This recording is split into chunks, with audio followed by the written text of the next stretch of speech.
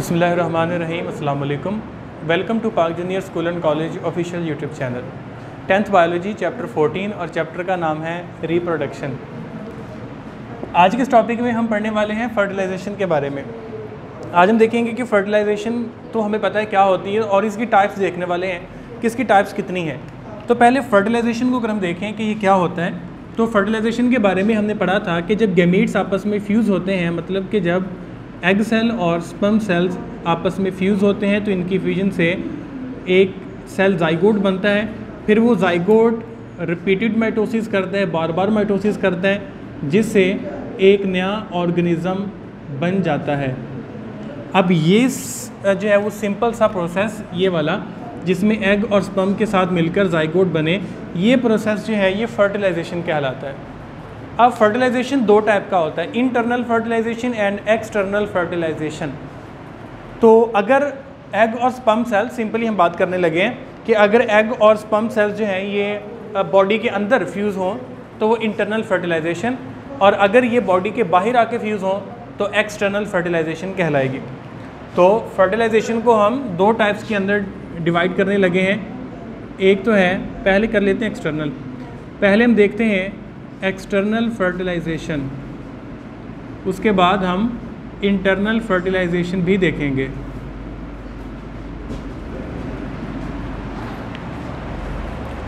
External fertilisation में ये होता है कि जो एग सेल्स होते हैं, एग सेल जो हैं ये बनते हैं इनसाइड द फीमेल बॉडी, ये फीमेल बॉडी के अंदर बनते हैं। और दूसरी तरफ जो स्पर्म सेल्स होते हैं, स्पर्म सेल्स बनते हैं मेल बॉडी के अंदर।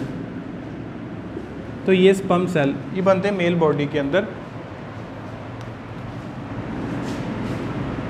ठीक है।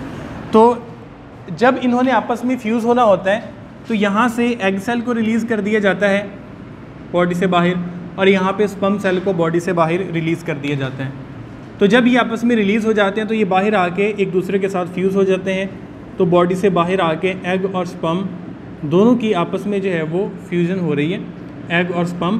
तो ये प्रोसेस जो है ये फर्टिलाइजेशन कहलाता है। अब देखिए इसमें जो फर्टिलाइजेशन का प्रोसेस हुआ वो हुआ आउटसाइड द बॉडी। इसमें हम वाज़ेह तौर पे देख सकते हैं कि फर्टिलाइजेशन हुई आउटसाइड ऑफ द बॉडी, कि वो बॉडी से बाहर आके फर्टिलाइजेशन हुई। तो this kind of fertilisation is called external fertilisation. दूसरी तरफ इंटरनल फर्टिलाइजेशन को भी हम यहाँ पे डिस्कस कर लेते हैं। इंटरनल फर्टिलाइजेशन,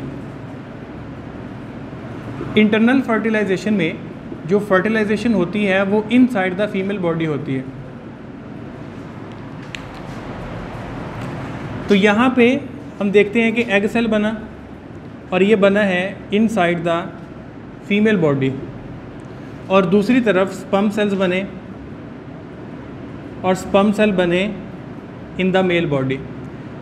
हम देखने लगे हैं इंटरनल फर्टिलाइजेशन जिसमें एग और स्पर्म बॉडी के अंदर फ्यूज़ होते हैं। तो अब इसमें ये होगा कि मेल बॉडी से स्पर्म सेल ट्रेवल करेगा फीमेल बॉडी के अंदर, और यहाँ पे आके ये एग सेल के साथ आके फ्यूज़ हो जाएगा। तो यहाँ पे एग और स्पर्म की आपस में फ्यूजन होगी।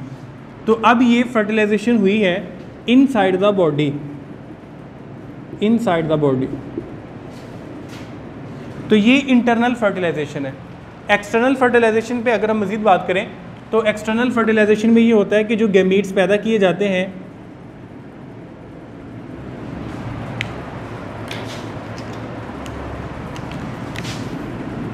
अ नंबर ऑफ गैमीट्स, बहुत ज़्यादा मिकदार में गैमीट्स बनाए जाते हैं। और ज़्यादा गैमीट्स बनाने की वजह क्या होती है, जैसा कि ये होता है मछलियों के अंदर, फ़िश वगैरह हो गई, तो उसमें ये होता है कि जब वो अपने एग सेल्स और स्पर्म सेल्स दोनों जेंडर्स एट अ टाइम निकालते हैं, जब वो वाटर के अंदर निकाल देंगे तो अब ये कंफर्म तो नहीं है कि वो वाटर के अंदर लाजमी फ्यूज़ होंगे। अब वो पानी का बहाव किसी भी डायरेक्शन को हो सकता है, तो वो जो उसके गैमेट्स हैं वो किसी भी डायरेक्शन को ट्रैवल करके जा सकते हैं और वो ज़ाया भी हो सकते हैं, उनके वेस्ट होने का ख़तरा होता है। तो इसलिए maximum amount of gametes produce किए जाते हैं, ताकि अगर कुछ ज़ाया भी हो जाते हैं या कुछ प्रीडेटर्स खा भी लेते हैं, कुछ शिकारी उनको खा भी लेते हैं, तो उसके बावजूद वो कुछ ना कुछ आपस में फ्यूज़ होने की कैपेबिलिटी रखते हों, कुछ आपस में फ्यूज़ हो जाएं। तो ये एक्सटर्नल फर्टिलाइजेशन में होता है। तो अभी हमने देखा कि एक्सटर्नल फर्टिलाइजेशन में गैमीट्स के लॉस होने का रिस्क होता है, तो इसलिए इसमें नंबर ऑफ़ गैमीट्स पैदा किए जाते हैं। लेकिन इंटरनल फर्टिलाइजेशन में क्योंकि वो बिल्कुल सेफ़ एंड साउंड होता है इनसाइड द फीमेल बॉडी, तो जो जाइगोट बना वो बॉडी के अंदर ही है। तो अब ये होता है ज़्यादातर मैमल्स के अंदर, रेप्टाइल्स के अंदर। तो मैमल्स भी दो किस्म के होते हैं, कुछ अंडे देने वाले हैं और कुछ बच्चे देने वाले। और जो एग लेइंग है, मतलब कि जो अंडे देने वाले हैं, वो क्या करते हैं कि फर्टिलाइजेशन बॉडी के अंदर ही हो जाती है। जैसा कि मुर्गी की हम बात कर लें, मुर्गी, चिड़िया, जितने भी बर्ड्स हैं, कि फर्टिलाइजेशन बॉडी के अंदर हो गई, जाइगोट बन गया, फिर उस जो एग सेल और स्पर्म सेल की फ्यूजन हुई है उसको एक एग के अंदर स्टोर कर दिया जाता है, यानी कि उसके इर्द गिर्द एक शेल क्रिएट कर दिया जाता है उसकी हिफाजत के लिए।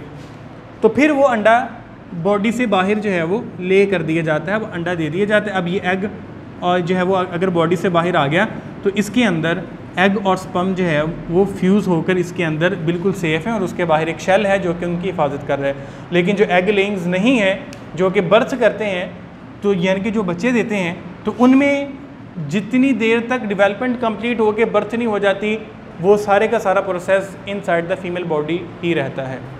तो ये बस हमारा आज का टॉपिक था, जिसमें हमने फर्टिलाइजेशन और देखी, और उसके बाद हमने देखी कि इंटरनल फर्टिलाइजेशन क्या होती है और एक्सटर्नल फर्टिलाइजेशन क्या होती है। तो इंशाल्लाह अपने अगले लेक्चर्स में हम रैबिट के अंदर रिप्रोडक्शन को डिस्कस करेंगे। तब तक के लिए अपना ख्याल रखिएगा। अल्लाह हाफिज़।